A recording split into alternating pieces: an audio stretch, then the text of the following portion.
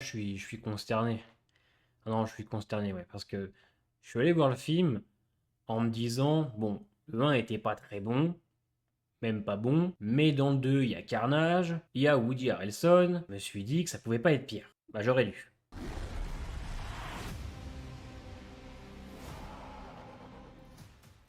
Bonjour à tous, bienvenue pour cette petite critique de Venom 2.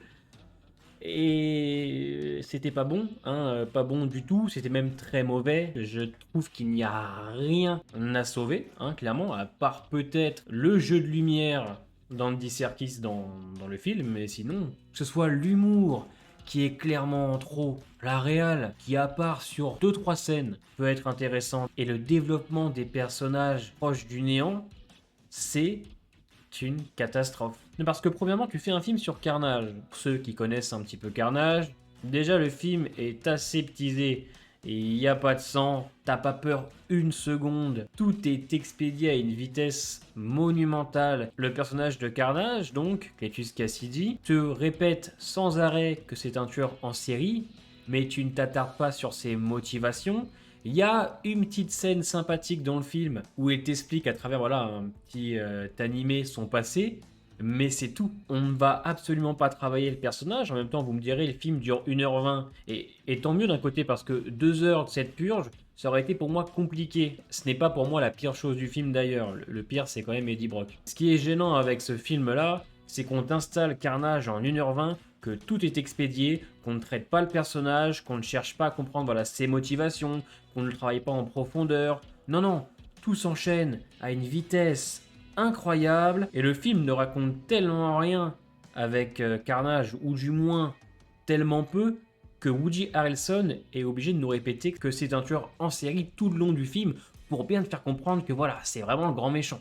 Et c'est bien dommage parce que, bon, le visuel de Carnage n'est pas spécialement raté, je trouve quand même assez cool. Alors autant la thématique de l'amour, hein, qui est très présente dans le film, parce que oui, le film va s'amuser aussi à porter des messages. Voilà. Et des messages qui, pour moi, me semblaient intéressants, mais qui sont très mal amenés, qui n'ont aucune subtilité. Voilà, on va traiter essentiellement de l'amour, hein, que ce soit entre Eddie et Venom, entre Carnage et l'amour de sa vie, entre Eddie et son ex. Voilà, va y avoir des dialogues où par moments t'as l'impression que c'est sérieux, qu'il y a vraiment un échange entre les personnages, mais gâché par l'humour. Voilà, prendre une place plus qu'importante dans le film, c'est-à-dire que nos personnages n'arrivent pas à discuter, que les dialogues sont constamment terminés par une blague, par une chute, par un jeu de mots. Dans ce film, ils ont tous 8 ans et demi d'âge mental. Et surtout pour le personnage d'Eddie Brock et Venom. Déjà que le film dure 1h20 et qu'on ne s'attarde pas beaucoup sur Carnage, le film va se payer le luxe de nous raconter les histoires d'amour d'Eddie et son ex, avec Venom qui veut à tout prix qu'il la récupère, ou Eddie et Venom qui n'arrivent pas à cohabiter ensemble. Déjà, t'as l'impression qu'Eddie Brock est con comme un balai autant que Venom, c'est insupportable. C'est-à-dire que Eddie va avoir une peine de cœur et c'est Venom qui va le réconforter en lui faisant à bouffer, en essayant de l'aider à aller mieux.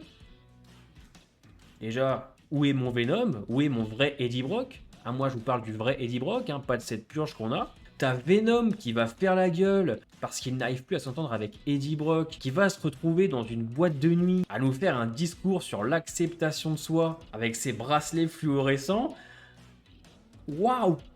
Ah, franchement, je vous dis, j'étais consterné parce que il y a rien qui va. J'ai l'impression que Tom Hardy est à des kilomètres de son rôle. J'ai l'impression qu'il subit en fait. Je trouve ça extrêmement triste quand même pour une première fois. Pour Carnage, première fois qu'on le voit sur grand écran, première fois qu'on le voit au cinéma. Nous on le connaît Carnage, enfin pour ceux qui ont lu les comics, qui ont regardé les dessins animés de Spider-Man, qui ont même joué au Spider-Man sur PS1, Spider-Man 1 et 2. Carnage était déjà beaucoup plus impressionnant. Le film était un enchaînement de situations bâclé. Même pour le combat final, il y a une scène qui est plaisante, c'est quand il y a un slow motion où ils se foncent dessus tous les deux. Il y avait peut-être un petit peu, du moins parce que j'ai trouvé qu'on avait fait quand même un petit effort là-dessus, la relation entre Cletus et l'amour de sa vie, j'ai oublié son nom mais je sais qu'elle est dans les comics. Là, il y avait un truc à faire. Je trouve qu'aussi le parallèle du Carnage qui ne supporte pas les ultrasons et le pouvoir qu'elle est là d'en faire justement. J'ai trouvé un parallèle intéressant, le fait que même après s'être retrouvés des années après, leur amour pourrait rester compliqué à cause de leur pouvoir.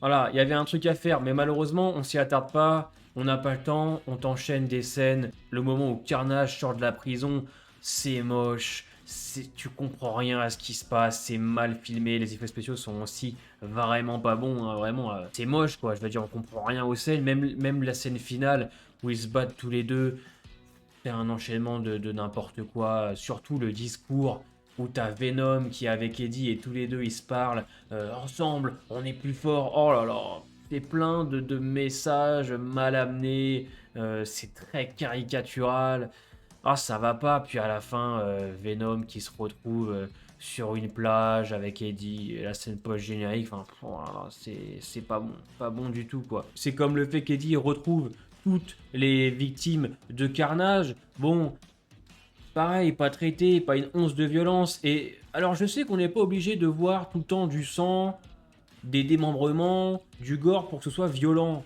Sauf que là, le film ne propose rien du tout pour un film qui quand même traite sur Carnage. Les amis, on parle de Carnage, un minimum d'hémoglobine, parce que oui, il y a des scènes dans les comics qui sont d'une extrême violence, avec du sang sur les murs, avec des trucs comme ça qui te montrent quand même toute la violence, tout le gore du personnage de Carnage. Là, c'est aseptisé, c'est pas bon. Et en plus, c'est que c'est même pas divertissant. Le film n'est même pas divertissant parce que le film n'est même pas drôle. Toutes les situations prêtent à des blagues horribles, comme le fait que Venom arrive et dit Hello et ensuite Kitty. Ou le personnage d'Eddie coincé sur un toit et qui appelle sa meuf à base de Ah, t'es tombé à pic. Waouh. Il y a un film ou deux qui est arrivé pour ma part à s'en sortir et à être considéré par la suite comme un bon nanar. Batman et Robin et Batman Forever. À la limite, c'était un film qui s'assumait pleinement. Déjà que le premier, l'humour, c'était très moyen, mais encore, ça pouvait aller sur certains points, surtout pour moi la première demi-heure ou la première heure du film. Mais ouais, franchement, je vais pas vous mentir, extrêmement déçu. Extrêmement déçu parce que même la réal d'Andy Serkis ne sauve rien. À part, je l'admets, certains jeux de lumière, notamment dans l'église et dans la prison, qui peuvent être par moments assez intéressantes et qui mettent bien, pour ma part, en valeur la couleur de Carnage et la tenue des prisonniers dans la prison. C'est très dur de faire une critique sur un film qui propose autant de mauvaises choses, mais autant de néant en même temps. C'est-à-dire que, en vrai de vrai, je vais m'arrêter là parce que j'ai rien à vous dire de plus, parce que le film ne propose rien. Il y a des films mauvais, mais au moins qui proposent derrière.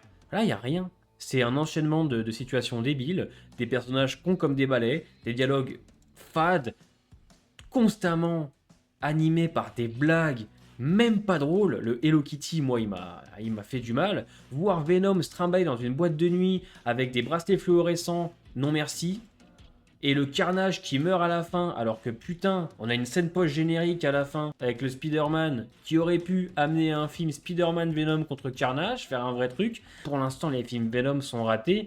Ça fait un peu peur pour Morbius avec Jared Leto. Et ça fait un petit peu peur pour les prochains films Sony qui devraient traiter de l'univers de Spider-Man en tout cas. Moi, je vais aller me rincer les yeux parce que je vous cache pas que j'ai vu une sacrée merde et je crois que je fais une conjonctivite. Portez-vous bien et à bientôt.